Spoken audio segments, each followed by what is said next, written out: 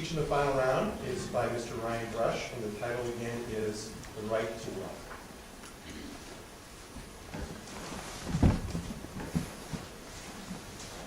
Haiti is an island of contrasts.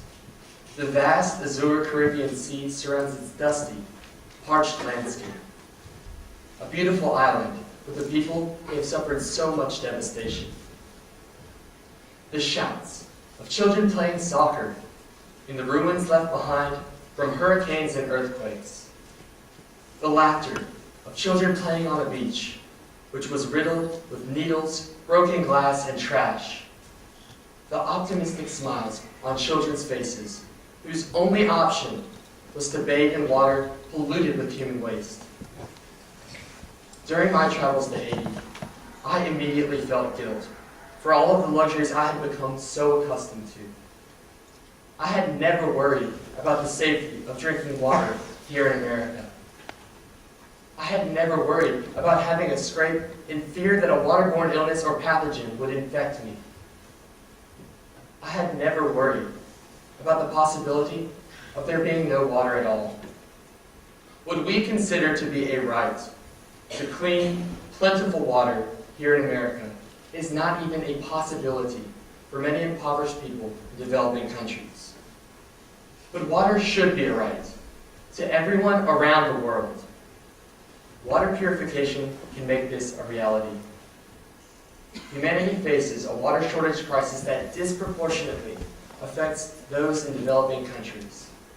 And pursuing water purification is our best option to redress this imbalance. Now, the Earth has a finite amount of water, and that amount is at risk for modern societies. Yes, Earth is the blue planet, with 3/4 of it covered in water. But only 2.5 of Earth's water is fresh water, and not all fresh water is fit for consumption, or what we call potable. In fact, only 0.007% of Earth's water is actually fit to drink. Yes, that's right, 0.007%. Now that would be like, instead of 92,000 seats in Sanford Stadium, there are only 650.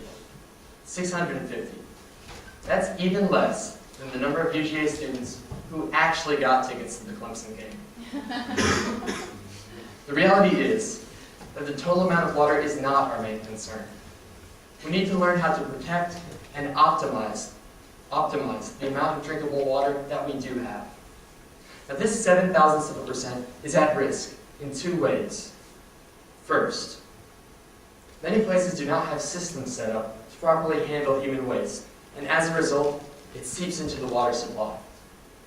Further fueling the problem, the UN predicts that by the year 2025, water demand in developing countries will increase by 50%. Now this number not only reflects the amount of water being drawn out of the supply, but also the amount of waste being introduced into it. Second, modern societies pollute now more than ever. We are poisoning the small amount of water that we do have. Throughout the industrial era, innovations have been implemented before their environmental impact could be fully understood. This has resulted in harmful chemicals being introduced into the water supply, rendering once clean water undrinkable. Now, unfortunately, the need for water only grows, and this doesn't just disappear where there isn't potable water present. There are massive water shortages worldwide. Where there is water, it is often unclean. The children I saw in Haiti, and children all over the world, are exposed to unsanitary water and, in turn, suffer from parasitic worms, which cause severe discomfort, health problems, and even death. In addition, those who are forced to drink this water are exposed to diseases such as typhoid, cholera, and dysentery, which the CDC claims kill more than 1 million people each year. And these deaths are avoidable. In America, these same problems at one time existed. In the mid-1800s, in a region of northwest Ohio known as the Black Swamp, malaria and cholera devastated inhabitants. It wasn't until the Erie Canal was built that this area finally became safe to live in.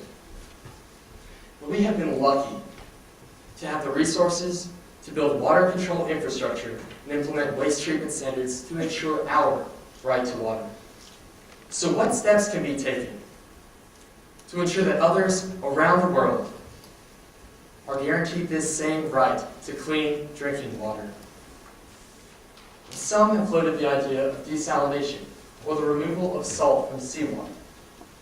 Now, unfortunately, this technology can only be used in close proximity to oceans. And even in coastal regions, the cost can be exorbitant. The cost of building the plant is astronomical. The New York Times reports that a plant currently being built in San Antonio will cost upwards of $145 million. It also requires immense amounts of energy, which many of these developing countries do not efficiently produce. Even after the plant is built, desalinated water costs twice as much as recycled groundwater. Now, for impoverished people, paying twice as much for water as we do here in America, that just doesn't make any sense. Until this promising technology advances and lowers in cost, desalination is just a pipe dream.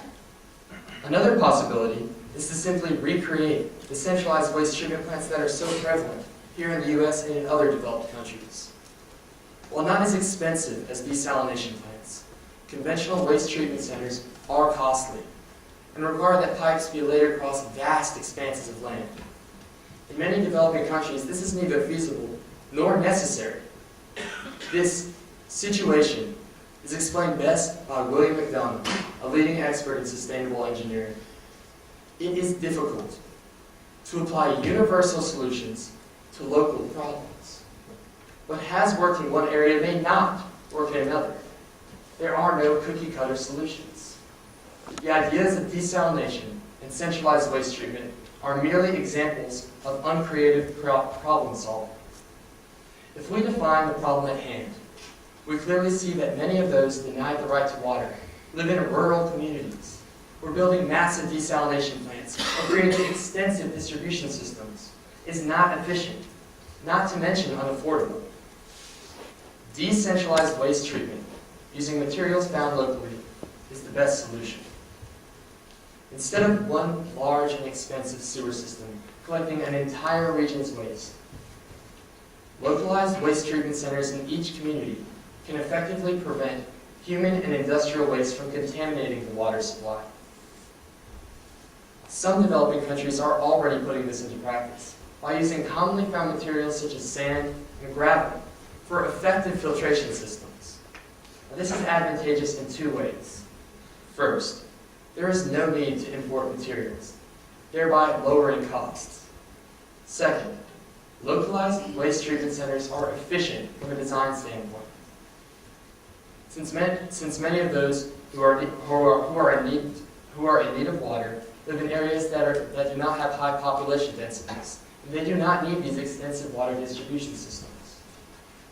With wastewater properly treated, we do not have to worry about it contaminating the water supply. By purifying water in this manner, the water crisis becomes not only manageable, but conquerable.